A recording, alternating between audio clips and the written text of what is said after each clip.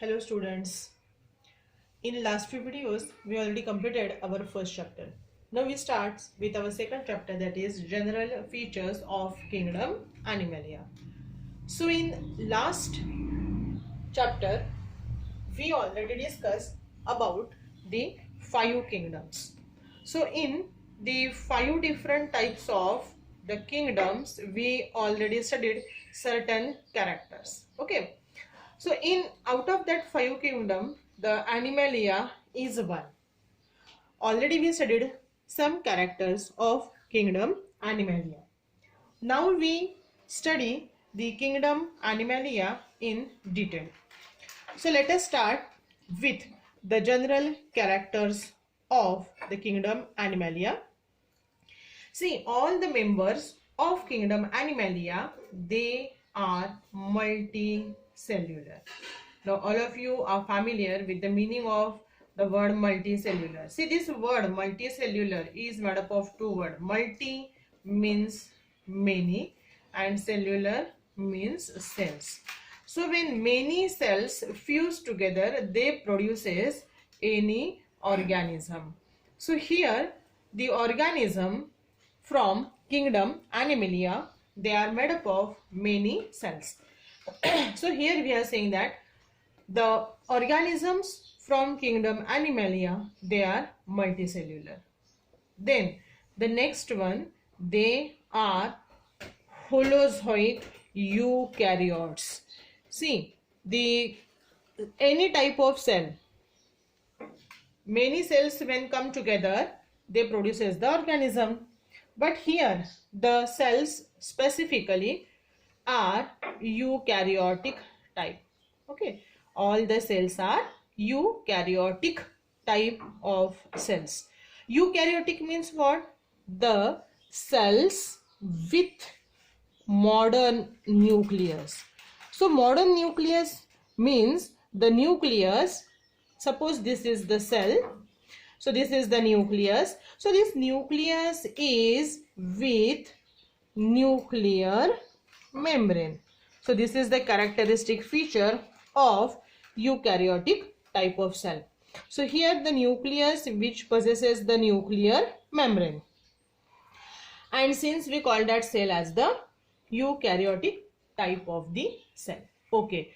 So here we already discussed about the first character, that is all the members from kingdom Animalia, they are multicellular and they are holozoic eukaryotes.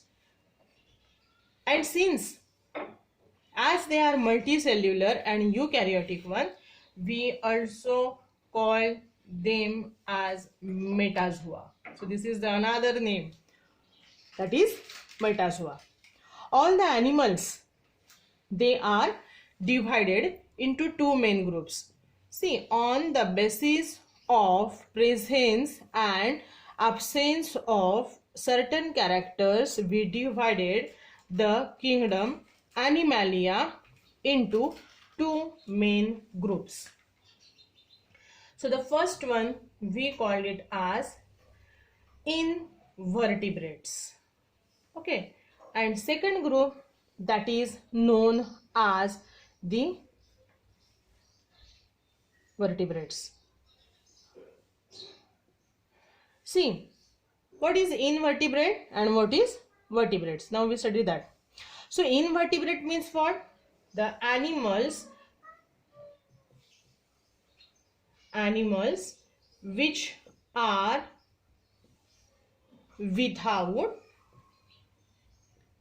vertebral column. Okay, vertebral column, ज्याला आपण मराठीमध्ये म्हणतो पाठीचा कणा. Animals without vertebral column, we are making a group of them and we call that group as invertebrate. So vertebral column, पाठीचा कणा जर नसेल तर आपण त्याला म्हणतो invertebrate. And vertebrates means what? The animals with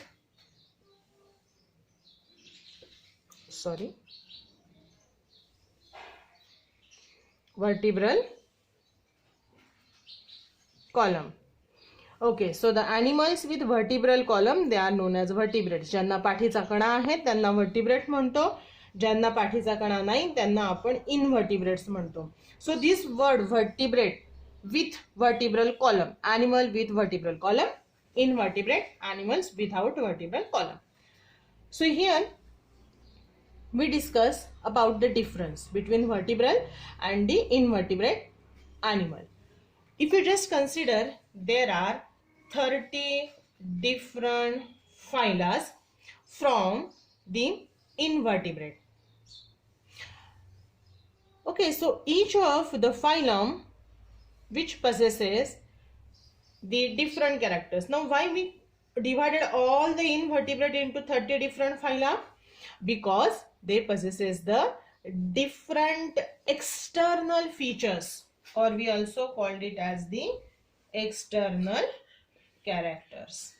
So external characters म्हणजे जे characters आपल्याला बाहेरून दिसतात त्यांना आपण म्हणतो external character. So depending on the external character, all the animals from invertebrate, we are divided them into 30 different phyla. Now there is a interrelationship between some of the phylum, okay, and the animals of the phylums which are related with one another means what? If they are related with one another, it indicates that they have common ancestry. So here common ancestry means what? त्यांना काहीतरी त्यांचे जे काही पूर्वज असतील तर ह्या 2-3 phylum जर त्यांचे काही कॅरेक्टर्स जुळत असतील तर ह्याचा अर्थ त्यांचे अँसेस्टर म्हणजे त्यांचे पूर्वज हे कॉमन होते. ह्या 2-3 फायलमचे जे काही ॲनिमल्स आहेत त्या सगळ्यांचे जर पूर्वज बघितले तर त्यांचं ओरिजिन किंवा अँसेस्ट्री ही कॉमन आहे. Now they are divided directly or indirectly from common primitive ancestral type.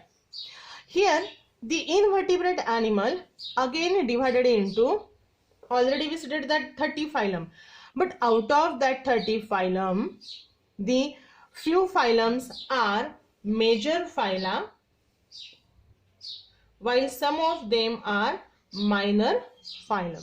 Now how we are going to decide? See, depending on the two factors, the number of species and individuals and their participation in ecological community. So we are divided into all these 30 phyla into major and minor. So we consider the two factors only. So which are those two factors? Number of species, okay, number of species, this is the first character, and second character is, we said that the role of that particular species or participation in ecological community. Okay, ecological